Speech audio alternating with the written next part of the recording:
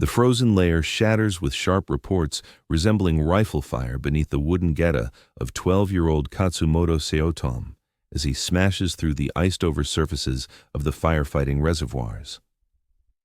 It's March 9th, 1945, 10:30 p.m., and Tokyo trembles in the grip of a relentless northwest gale that wails through the bamboo thickets and fragile timber homes like a vengeful spirit.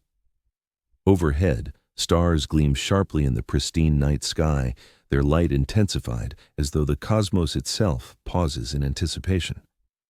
"Katsumoto, double-check the water hose setup," his father calls out, his tone sharpened by the nightly routine they've endured for months. The imperial chrysanthemum emblem shines on the community's lone water pump, their cherished shield against the U.S. incendiary raids. Nearby, residents grip bamboo staves with the solemnity once reserved for samurai swords. Mrs. Tanaka shows her 8-year-old girl the correct stabbing motion. "Target the stomach, Aiko-chan. U.S. Troops are vulnerable right there." A few streets over, 6-year-old Shizuko Nishio sets out paper blooms for her upcoming birthday celebration. Her mom hums softly as she crafts origami birds. "Wish on it, my little one," she murmurs, unaware these will be the final words her child ever hears from her lips.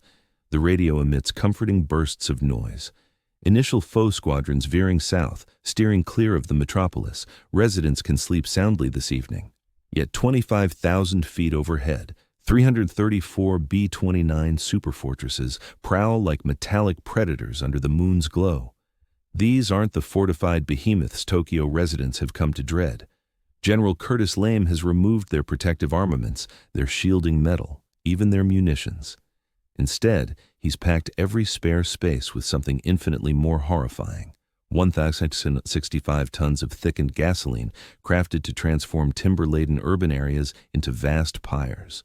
24-year-old archivist Hashimoto Yoshiko sorts through her volunteer squad's gear for the last time. Hidebound pails, gravel tubs, and fabric carriers that appear woefully inadequate beneath the expansive, starry expanse. She has no idea that U.S. researchers labored for weeks in arid Utah proving grounds, constructing exact duplicates of Japanese residential zones and setting them ablaze repeatedly, clocking the blaze's progression, gauging the inferno's ferocity, and determining precisely the quantity of napalm required to unleash an unquenchable blaze. The breeze intensifies, shaking panes and dislodging stray shingles that tumble onto the cramped alleys. Ideal conditions for a blaze apocalypse. Parched timber frames, 65 Michote blasts from the northwest, air so arid that electric sparks jump between fingertips upon grasping the steel pump lever. "See that," a local remarks, gesturing upward. The initial guide aircraft appear. Far aloft, the lead B-29s release their signals, not conventional blasts, but shimmering strands like festive decorations drifting down, forming a massive flaming cross over Tokyo's most crowded quarter. 75,000 inhabitants per square mile, 750,000 lives crammed into 12 square miles of flammable paper and lumber. How does one protect a metropolis engineered to ignite from flames meant to devour all in their path? The response arrives in precisely 45 minutes. What Tokyo's inhabitants fail to grasp, what they can't fathom as they hold their bamboo poles and position their hide pails, is that they're on the verge of serving as guinea pigs in humanity's most meticulously planned assault on non-combatants. In a Pentagon Strategy Center, 6,000 miles distant, General Curtis Lame reviews meteorological data with the detached accuracy of a strategist plotting victory.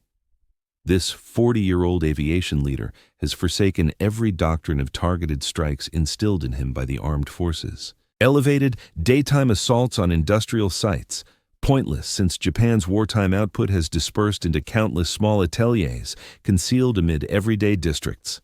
Heavily protected aircraft in tight groups, inefficient. Japanese nocturnal interceptors struggle in darkness, their detection systems rudimentary, their reserves dwindling. Lame's bold experiment: divest the planes of all extras, soar near the ground at high speed, and reduce Japan's urban centers to cinders using firebombs that convert whole blocks into mass graves. "We'll scorch them out," he informs his aides. "Tokyo's a tinderbox metropolis. We'll erase it from existence." In Tokyo once more, the sense of security seems unshakable. Young Seotom rehearses his basic school blaze drill. 30 kids lining up to relay buckets, handing off liquid while chanting nationalistic phrases. Japan's resolve will triumph over America's hardware, their instructor declares, oblivious that U.S.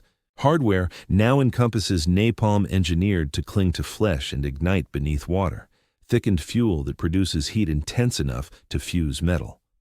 The Tokyo Fire Service's figures sound like a grim prophecy masked as readiness.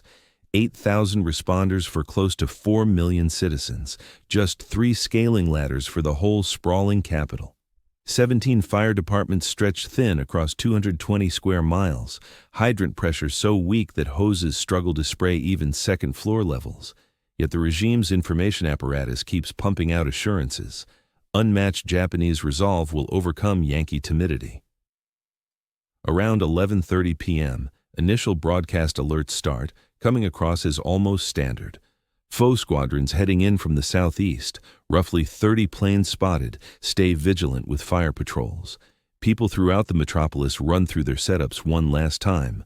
Buckets of sand ready, barrels brimming with water, bamboo fire breaks handy at a moment's notice. Kids have drilled their getaway paths and committed them to memory.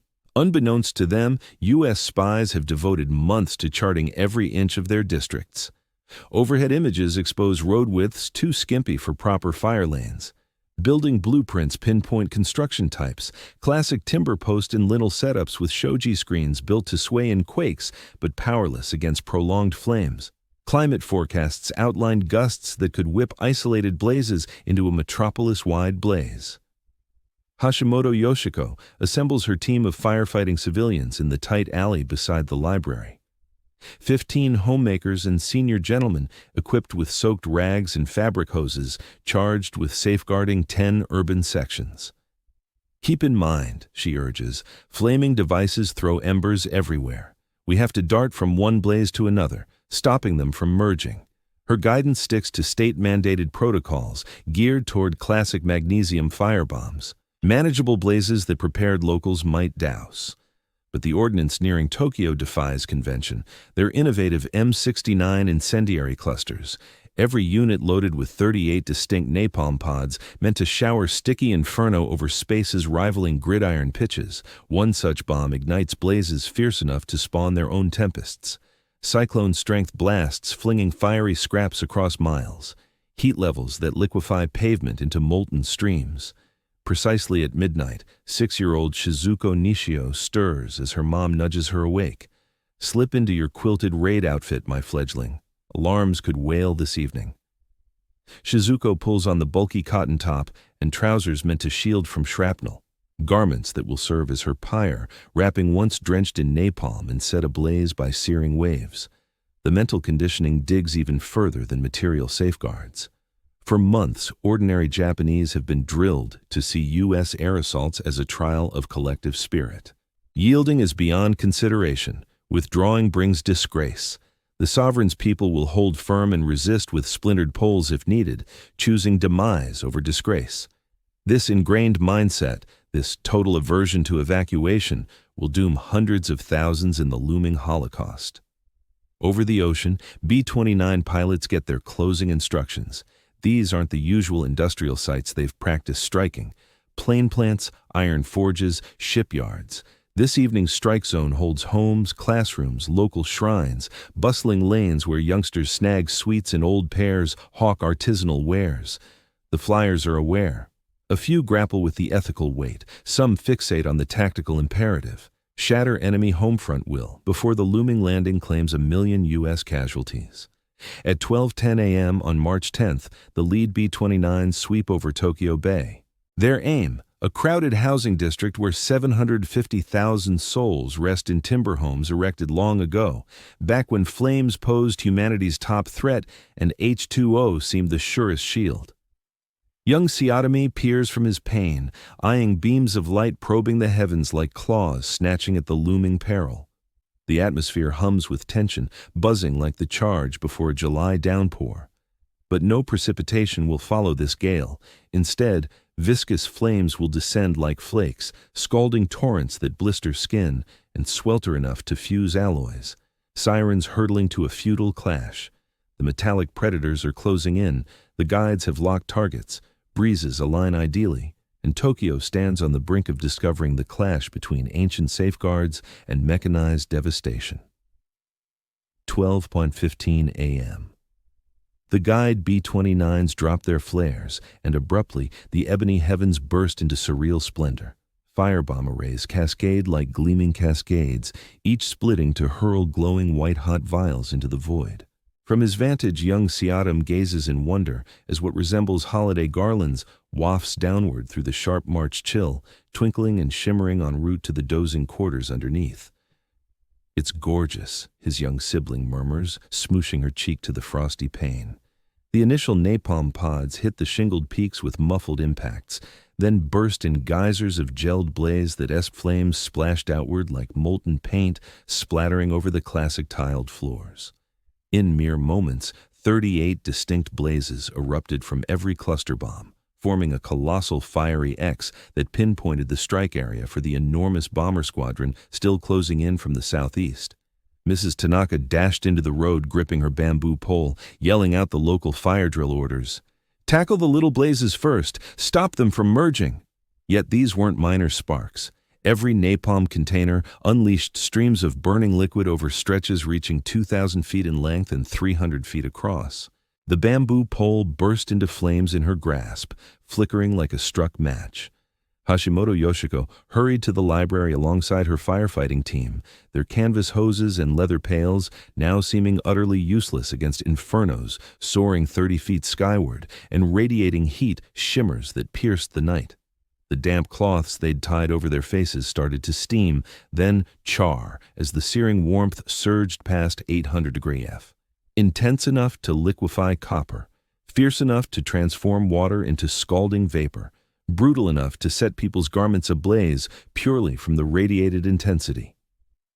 "The water!" Yoshiko cried, gesturing at their district's fire suppression reservoir.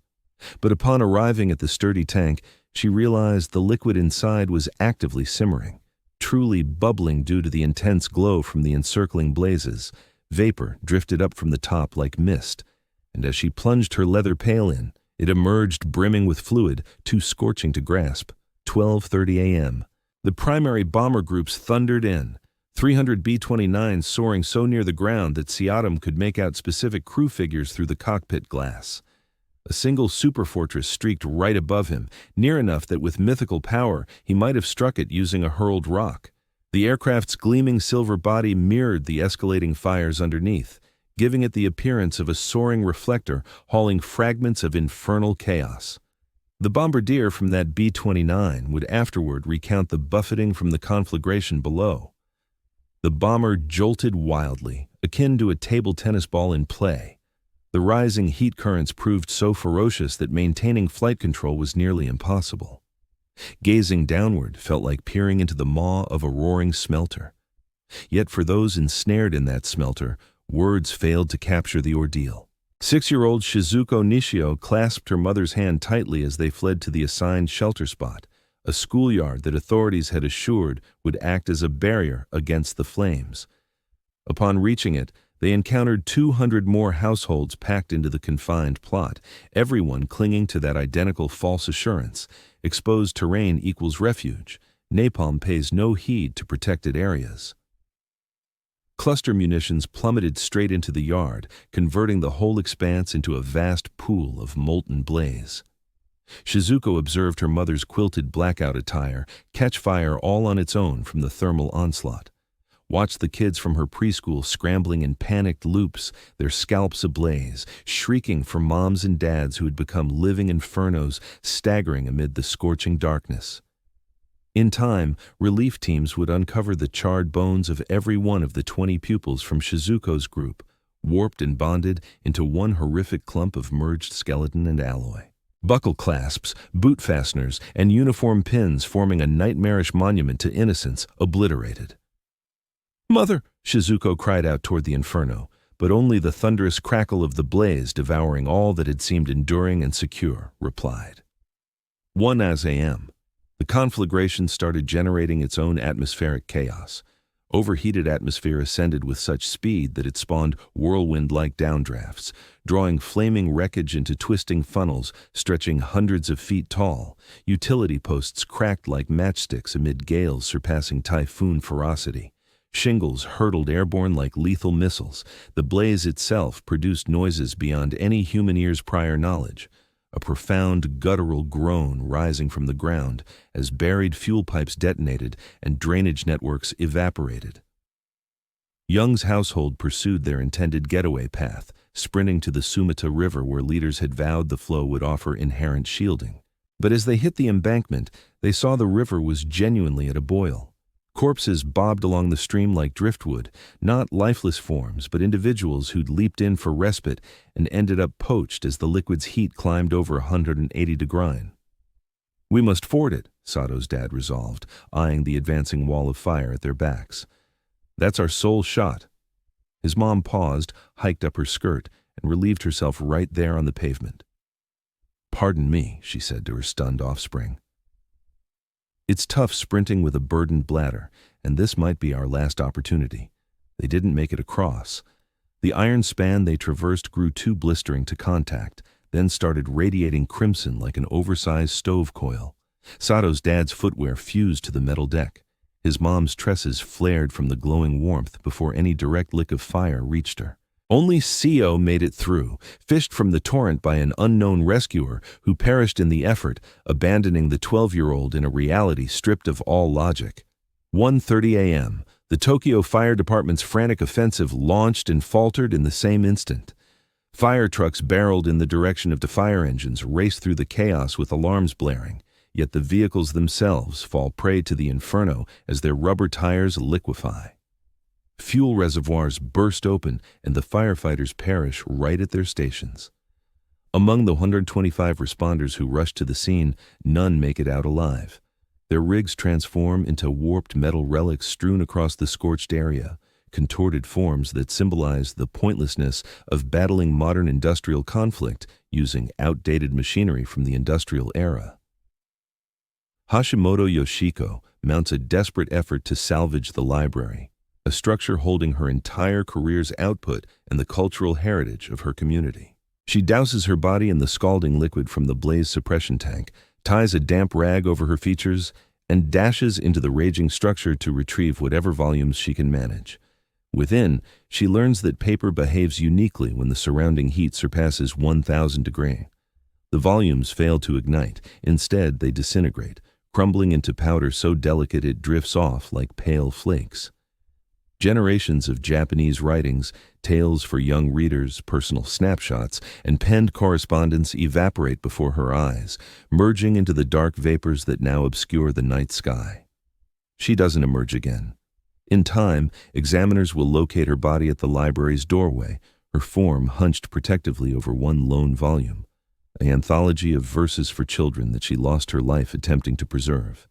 At 2 a.m., the blaze surges to its peak ferocity. Heat in the central devastated zone rivals that within iron-smelting kilns. Windows of glass don't merely shatter. They soften and stream like liquid along the sides of structures. Iron escape ladders first shimmer in a deep crimson, then in blinding white, before crumpling into puddles of liquid metal. Human forms don't simply char. They vaporize entirely, leaving only faint outlines etched into the pavement as if inverted images. The most chilling revelation arrives with first light. In the areas marked for safe refuge, aid teams uncover heaps of corpses rising 2 meters tall. Households that heeded government directives and perished as a group in zones meant to shield them. Men and women, youngsters and aged kin fused together into unified clumps of merged tissue and skeleton. Their last gesture, embracing one another as the flames devoured all they cherished. By 3 a.m., 16 square miles of Tokyo have vanished outright, not merely ruined, but obliterated. In places where communities thrived just 6 hours prior, flat expanses of cinders persist, interrupted by the mangled steel frames of edifices and stray concrete bases indicating former residences. 100,000 individuals have perished, 1 million lack shelter. And as daylight arrives, those who endured will realize their bamboo poles have turned to heaps of soot. Their makeshift water hoses have warped into bizarre shapes, and their trust in age-old safeguards has been incinerated as utterly as their metropolis. The metallic predators have sated their hunger. The heavens cease to pour flames, yet for those left behind, the torment endures without end. Daybreak reveals a terrain resembling an otherworldly wasteland. Where Tokyo's most crowded district existed 12 hours before, vast fields of residue extend limitlessly, punctuated by charred concrete husks and sporadic water reservoirs contorted into surreal forms by temperatures beyond steel's melting threshold. 12-year-old Katsumoto Saotoi roams paths he fails to identify, shouting for his relatives in cries that rebound from barren bases. The dwellings of his acquaintances have evaporated so thoroughly that mere squares of residue denote spots where lineages dwelled across eras. The bamboo rods they gripped with such resolve now lie as modest clusters of char. And the blaze-fighting reservoirs hold a murky residue that once constituted people. Yet, Saotome endures, evolving into a remarkable figure. A person who devotes his existence to safeguarding recollections of the lost. Over 8 decades, he gathers accounts from those who lived through it, emerging as a celebrated author whose works guarantee the echoes of March 10th endure. Folks need to grasp the reality of it, he pens years afterward. Beyond the figures, the personal expressions, the singular tales, the young ones who vanished forever.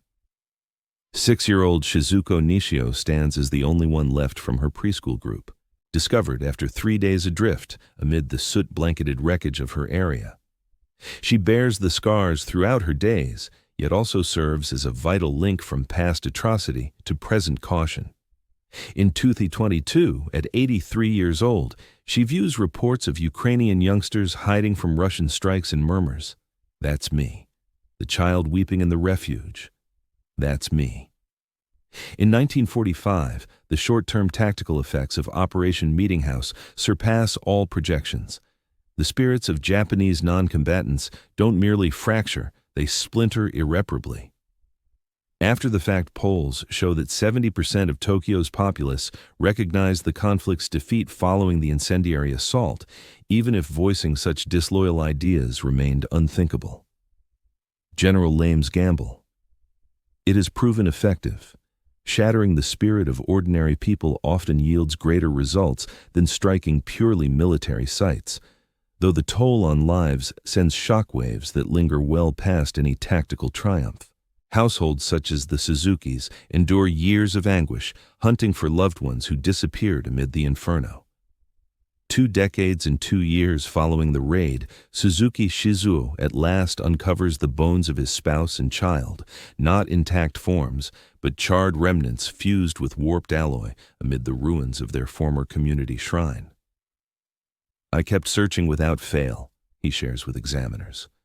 "Whenever crews excavated buried structures, I'd rush over to check if they'd unearthed my relatives." The Tokyo firebombing reveals a chilling truth about contemporary conflict, the utter obliteration of lines separating combatants from non-combatants. In contrast to the nuclear strikes that came later, which at minimum struck urban centers tied to defense roles, Operation Meeting House intentionally assaulted the most crowded living districts, chosen precisely for their high concentration of everyday residents. This approach works so potently that it serves as the blueprint for ravaging 66 additional Japanese urban centers prior to the conflict's close. Still, for generations, this atrocity lurks in the margins of recorded history. No monuments honor the 100,000 non-combatants lost in one evening, a figure exceeding the Hiroshima toll. No official reparations address the anguish of those who endured. No global court probes if incinerating housing zones amounts to an atrocity of war. Those affected by the firebombing fade into the overlooked losses of an essential conquest. In our era, with remote strikes and city battles fostering fresh ways to endanger innocents, the insights from March 10, 1945 gain pressing importance. Contemporary strategists examine LeMay's approaches not as relics of the past, but as validated strategies for crumbling foe resolve via fear. the moral dilemmas sparked by Operation Meeting House persist. At what point does wartime imperative excuse assaults on non-combatants? How should we weigh operational success against the price in humanity? These debates stir as much dispute now as they did 8 decades back. Yet the deepest inheritance endures through accounts from those who lived it, like Shizuko Nishio, who turned private scars into broader cautions. Gazing at a replica of a firebomb in an exhibit, her fingers tremble still. Encountering footage of today's city fights, she envisions her child self fleeing amid avenues ablaze like the depths of perdition. I was merely a young child eager for her special day, she muses, yet conflict ignores celebrations, the young, or homes yearning for quiet existence. That's the reason we need to recall not merely the moment or the figures, but the raw sensation of humanity amid that blaze. Honor their identities. Honor their features. Honor that each calculated gain concealed actual individuals who cherished, rejoiced, and aspired prior to the heavens unleashing devastation and reshaping their world eternally.